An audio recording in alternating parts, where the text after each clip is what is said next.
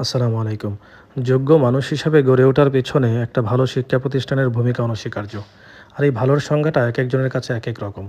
খুবই পরিপাটি একটা ক্লাসরুম বা অনেক বেশি এক্সপেন্সিভ সবকিছু মিলে টিপটপ, এটাই অনেকের কাছে ভালো মনে হয়। আবার কারোর কাছে ভালোর সংজ্ঞাটা হচ্ছে আমার সন্তান সুন্নত তরিকায় চললো কিনা, নবীর আদর্শ মানলো কিনা, বা ইসলামিক জ্ঞান অর্জন করতে পারলো কিনা, ইসলামিক জ্ঞানের পাশাপাশি দুনিয়াবি জ্ঞান অর্জন করতে পারলো কিনা, সেটাই দেখা মুখ্য। সে কোথায় বসে পড়লো, কী পরিবেশে পড়লো, সেটার থেকে সে কী শিখলো বা সে কোন পরিবেশের সাথে মিশলো, সেটা অনেক বেশি গুরুত্বপূর্ণ। সম্প্রতি আফতাবনগরে গড়ে উঠেছে একটা প্রতিষ্ঠান যার নাম হচ্ছে আল আতফাল একাডেমি। এটা হচ্ছে ই ব্লকে, ব্রিজের পরে অ্যাভিনিউ রোডে।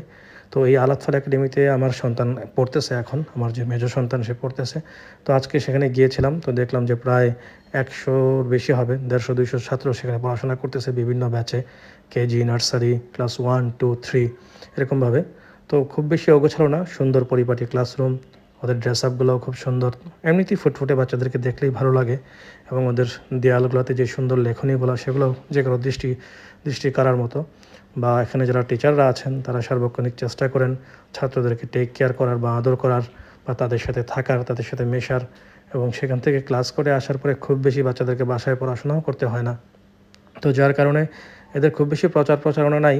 মাত্র শিক্ষা প্রতিষ্ঠানটার বয়স মনে হয় ২ বছরের মতো হবে। আমার মনে হয় যে আমরা আফতাবনগরে যারা আছি বা এই ব্লকের আশেপাশে যারা আছি তারা চাইলেই সন্তানকে দুনিয়াবি শিক্ষার পাশাপাশি যদি আখিরাতের শিক্ষাও শিক্ষিত করতে চান, তো এই আল আতফাল একাডেমিতে দিতে পারেন। এবং এই আল আতফাল একাডেমির পরিবেশ প্রতিনিয়তই উন্নত হচ্ছে। আশা করি ভবিষ্যতে তারা তাদের এই ধারাকে অব্যাহত রাখবে।